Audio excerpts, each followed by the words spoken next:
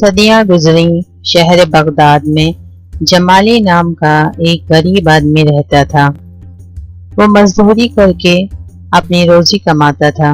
دن بھر اس کا بس یہی کام تھا کہ یہاں سے بوجھ اٹھایا اور وہاں پہنچا دیا، اسی لیے وہ جمالی کے نام سے مشہور تھا۔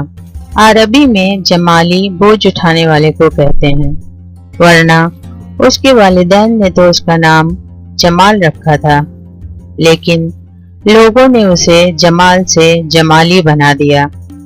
ایک دن اپنے معمول کے مطابق وہ بہت بھاری بوجھ اٹھائے تھکا ہارا چلا جا رہا تھا۔ گرمیوں کے دن تھے، آسمان سے آگ برس رہی تھی۔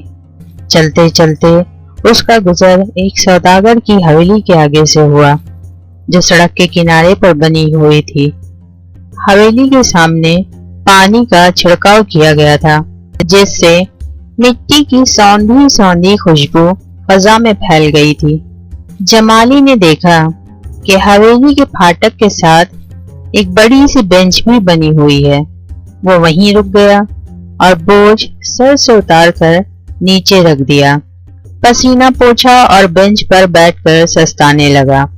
حویلی کے اندر اور باہر درخت لگے ہوئے تھے، جس سے ٹھنڈی ٹھنڈی ہوا آ رہی تھی اور صحن میں لگے پھولوں کے پودوں سے خوشبو بکھری ہوئی تھی۔ حویلی میں کہیں گیت گائے جا رہے تھے اور کبوتروں، بلبلوں، فاختاؤں اور چکوروں کی میٹھی میٹھی بولیاں سنائی دے رہی تھیں۔ ایسا لگتا تھا کہ پرندے اپنی اپنی زبان میں گا رہے تھے۔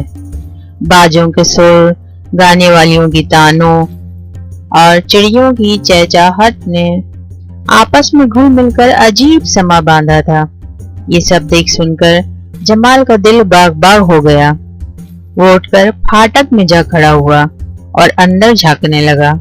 کیا دیکھتا ہے کہ اندر بہت بڑی بارادری بنی ہوئی ہے، جس کے بیچ میں پھولوں بھرا چمن ہے۔ ارد گرد بہت سے نوکر چاکر گھوم رہے ہیں۔ بالکل ایسا معلوم ہوتا ہے جیسے کسی نامی گرامی بادشاہ کا دربار ہو۔ ہر طرف سے عمدہ عمدہ کھانوں، شربتوں کی خوشبو آ رہی تھی۔ جمال کی حیرت کی انتہا نہ رہی اور اس نے دل دل میں رنجیدہ ہوتے ہوئے کہا، واہ اللہ میاں، تمہارے سب کام نرالے ہیں۔ تم جسے چاہتے ہو امیر بنا دیتے ہو اور جسے چاہتے ہو غریب بنا دیتے ہو۔ ایک یہ آدمی ہے جو اس حویلی میں بیٹھا مزے سے پلاؤ زردہ کھا رہا ہے، اور ایک میں ہوں کہ دن بھر محنت مزدوری کرتا ہوں، تب کہیں کھانے کو روکھی سوکھی نصیب ہوتی ہے۔ یہ کہہ کر اس نے اپنا بوجھ اٹھایا اور وہاں سے چلا ہی تھا کہ ایک خوبصورت ملازم جس نے قیمتی لباس پہن رکھا تھا، حویلی سے نکل کر اس کی طرف آیا۔ اس نے آتے ہی جمالی کا ہاتھ تھام لیا اور بولا، اندر آ جاؤ، میرے آقا نے یاد فرمایا ہے۔ جمالی نے تمیزداری سے کام لیا اور اسے ٹالنا چاہا، لیکن اس نے جمالی کی ایک نہ سنی۔ آخر جمالی اس کی بات ماننے پر مجبور ہو گیا۔ اس نے بوجھ اتار کر دربان کے پاس رکھ دیا اور لڑکی کے پیچھے پیچھے چل پڑا۔ دل ہی دل میں اسے بھی حویلی کو اندر سے دیکھنے کا اشتیاق تھا۔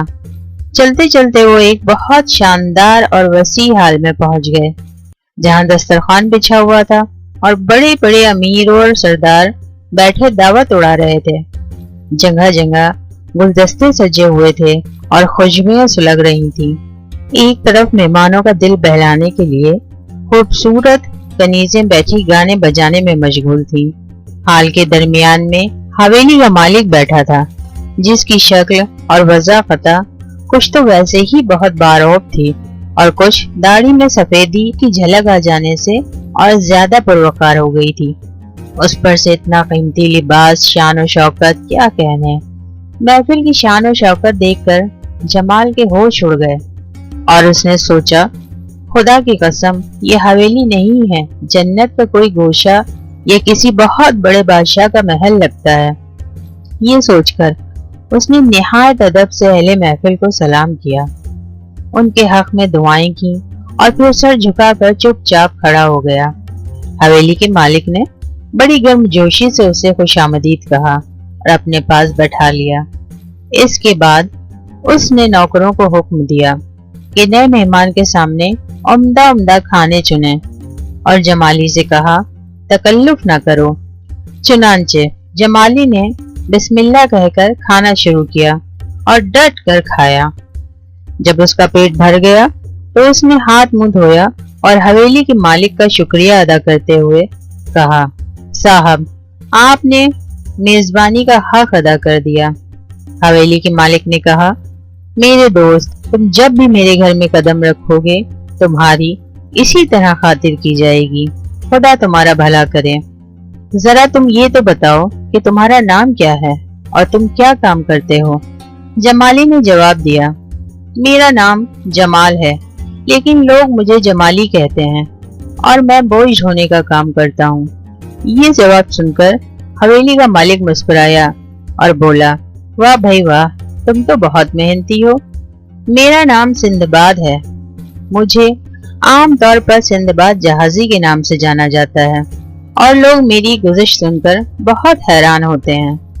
अभी कुछ देर पहले जो तुमने हवेली के बाहर कहा वो मैंने सुन लिया और इसीलिए तुमको अंदर बुलवाया।